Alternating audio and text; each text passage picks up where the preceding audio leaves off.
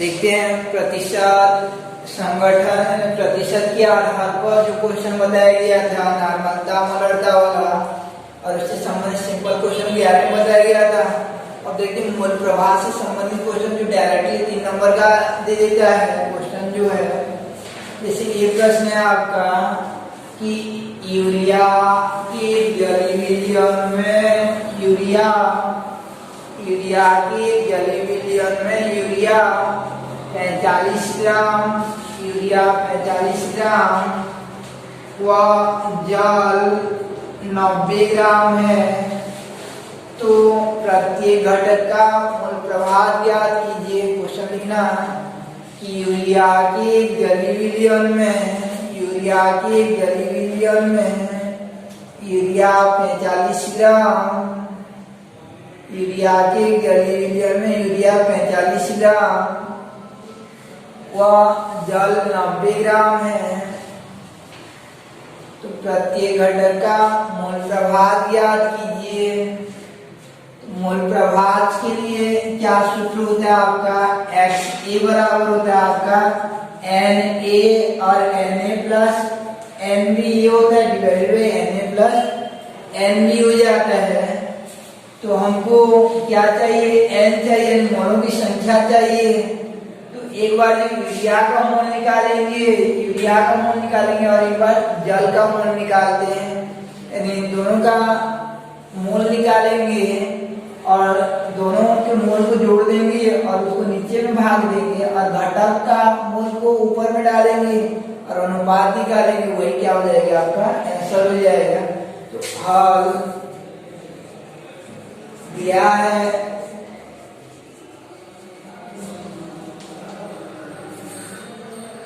Urea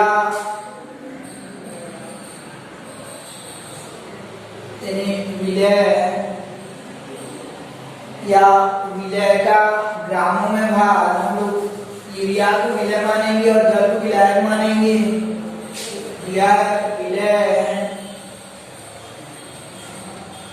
urea का ग्रामों में भार बराबर यानी ग्रामों में भार को WB से दर्शाते हैं। विलय का ग्रामों में भार है WB से दर्शाएं कितना ग्राम दिया आपका 45 ग्राम व अणुभार कितना हो जाता है आपका यानी यूरिया का अणुभार कितना होगा 60 होता है। यूरिया का अणुभार MB बराबर 60 ग्राम हो जाता है तथा विलायक के रूप में कौन लेंगे जल लेंगे। विलायक जल का ग्रामों में भार कितना ग्राम दिया ग्रामों में भार यानी WA बराबर कितना दिया 90 ग्राम और जल का अणुभार कितना होता है आपका जल का अणुभार को किस तरह से MA से 18 ग्राम हो जाता है। अब एक बार यूरिया के मोलों की संख्या को निकालेंगे और एक बार जल के मोलों की संख्या को निकालेंगे और दोनों का अनुपात कर देंगे और विलय मीन्स यूरिया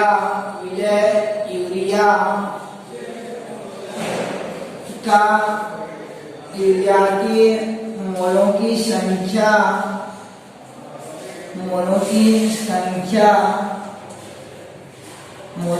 किस तरह से यूरिया विलय है इसलिए MB से दर्शाएंगे। MB बराबर क्या हो जाता है WB बाई MB हो जाए ग्रामों में भार बटे अणुभार हो जाता है।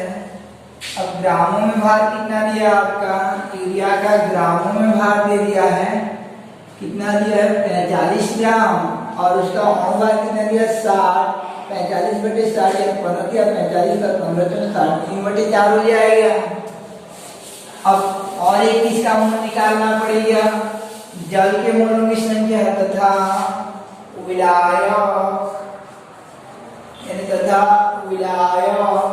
विलायक में जल है, जल के मोलों की संख्या बराबर हो जाएगा, मोलों की संख्या बराबर विलायक जल के मोलों की संख्या Na से रिप्रेजेंट करते हैं, तो Na बराबर क्या हो जाएगा आपका WA बटे Ma। WA का वैल्यू कितना है आपका 90 बटे कितना हो जाएगा 18, यानी 18 पर कितना होता है 90, यानी 5 बटे 1 हो जाएगा, ये 5 बटे 1। अब क्या निकालना है हमको कि एक बार विलय का मूल प्रभाव निकालना है, इसलिए विलय का मूल प्रभाव, विलय क्रिया का मूल प्रभाव, यूरिया का मूल प्रभाव को किससे दर्शाते हैं हम लोग XB से, बराबर क्या सूत्र होगा MB divided by Na plus NB। अब NB का वैल्यू कितना आया 3/4, 3/4, और ये नीचे में कितना आया Na का 5/1 और NB का कितना आया 3/4। अब हल करते हैं तो ये 3/4 ऊपर में रहेगा, अब ये नीचे में कितना हो जाएगा आपका 3/4, ये 3 गुणा करेंगे तो 5 चौक 20 और 3 कम 3 20 चौक, तो 5 चौक 20 3 23/4 हो जाएगा, 23/4, यानी 4 4 कट जाएगा, कितना हो जाएगा 3/23, 3/23 को भाग देंगे कितना आंसर आएगा आपका, उसको भाग देंगे तो जो आएगा वही आपका मूल प्रभाव हो जाएगा। 3/23 का मान निकालते हैं,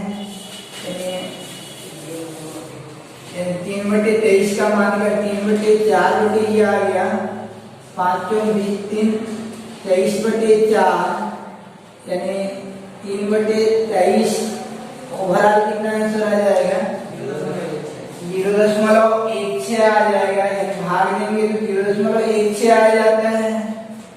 ये हो गया आपका यूरिया का मूल प्रभाव तथा विलायक 0.1, विलायक का वो 1 दिन है, तथा विलायक यानी जल का मूल प्रभाव बराबर यानी XA से रिप्रेजेंट करते हैं, XA से रिप्रेजेंट करते तो ये फार्मूला हो जाएगा आपका Na divided by Na plus NB, यानी ये कितना आएगा 5/1 बटे 5/1 धन 3/4, यानी ये हो जाएगा आपका यानी 5/1 और नीचे में आएगा 23/4 हो जाएगा। अब गुणा करेंगे यानी हल करेंगे तो इसको आंसर आएगा आपका 5/1 गुणा 4/23 यानी 20/23 हो जाएगा।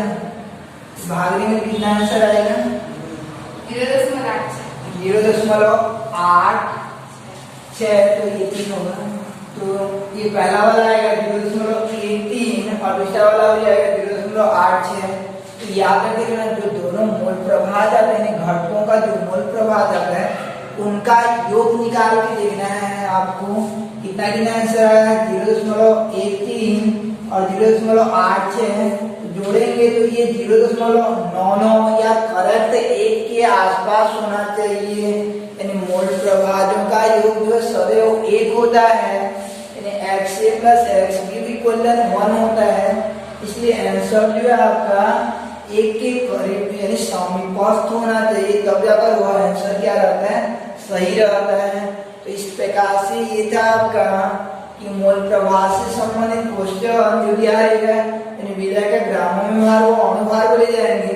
मान लीजिए हमको पता नहीं चलता कौन विलय और विलायक है तो उस समय क्या ले जाना कि WA में ले जाना, ये विलय विलायक को न लिखकर केवल ये जो नाम दिया रहता है इन्हीं को लिख देना है, नाम जो दिया रहेगा उन्हीं को लिख देना, एक को B वाला मानोगे एक को A वाला मानोगे। अगर विलय विलायक किसी क्वेश्चन में पता नहीं चलेगा कौन विलय कौन विलायक है क्यों, हालांकि अधिकांश में पता चल जाते हैं।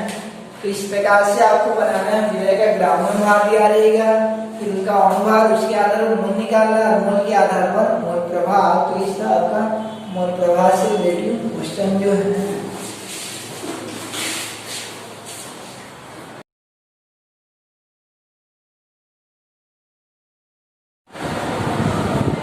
आज देखते हैं हम न्यूमेरिकल क्वेश्चन जो विज्ञान का न्यूमेरिकल क्वेश्चन।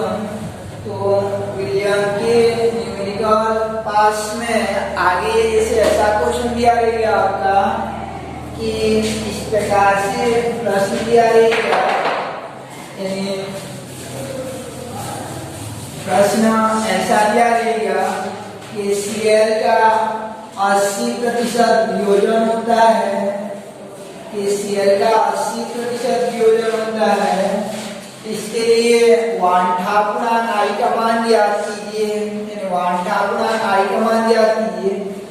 Cl 80% वियोजन के लिए वांठा पूर्णांक I का मान ज्ञात कीजिए। ऐसा क्वेश्चन दिया रहेगा, I का मान ज्ञात कीजिए, ये प्रश्न रहेगा। तो वियोजन वाला के लिए I का क्या फार्मूला होता है उसको देखेंगे।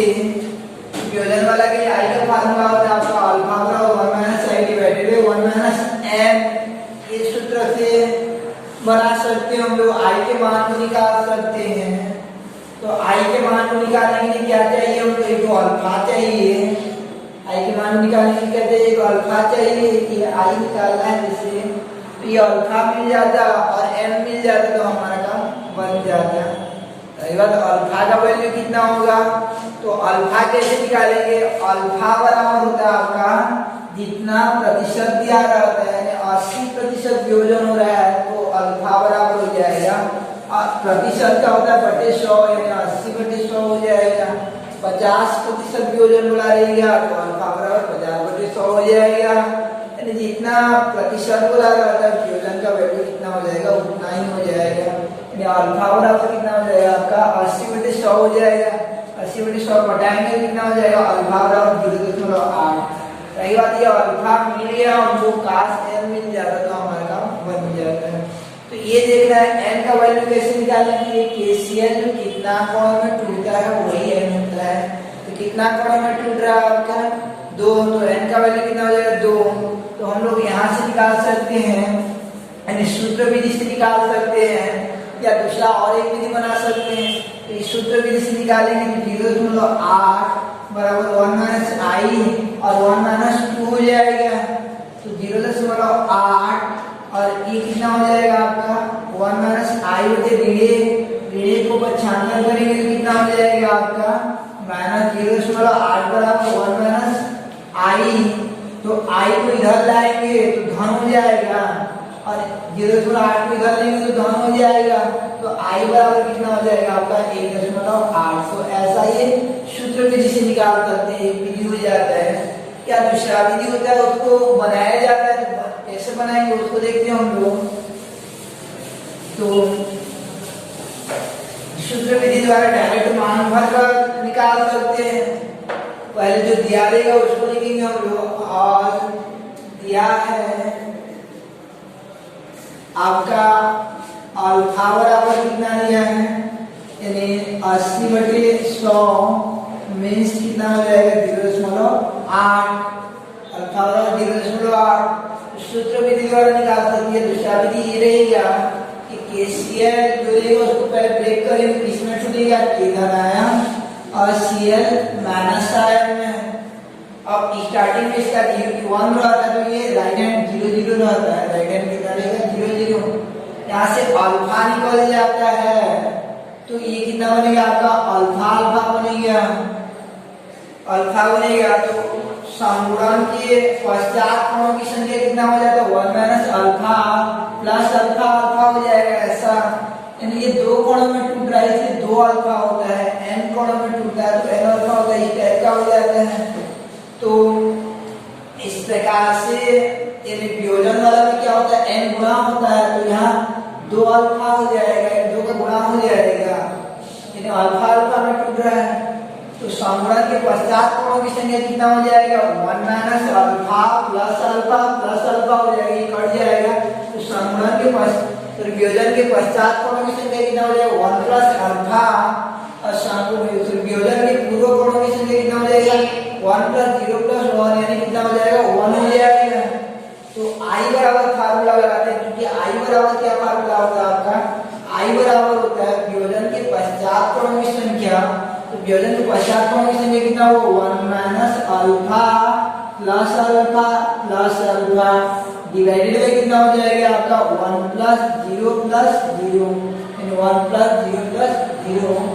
देन यहाँ से कितना हो जाएगा आपका मान I बराबर कितना हो जाएगा, अल्फा अल्फा पड़ जाएगा 1 प्लस अल्फा बटे कितना हो जाएगा a, यानी I बराबर कितना हो जाएगा 1 प्लस अल्फा। देन I बराबर कितना हो जाएगा आपका, अल्फा का वैल्यू कितना है 0.8, यानी I बराबर कितना हो जाएगा आपका 1.8, यही 1 ठाकुरांक I का मान हो जाता है, 1 ठाकुरांक का मान हो जाता है। तो करना क्या रहता है ऐसे प्रश्न में कि जो दिया रहता है परसेंटेज उसको अल्फा मानते हैं, इसके उपरांत जो है सूत्र लगाते हैं, 1 माइनस अल्फा प्लस अल्फा वाला एक फार्मूला का उपयोग करते हैं, और वियोजन के पश्चात कोण संख्या और पूर्व कोण की संख्या के आधार पर निकाल लेते हैं।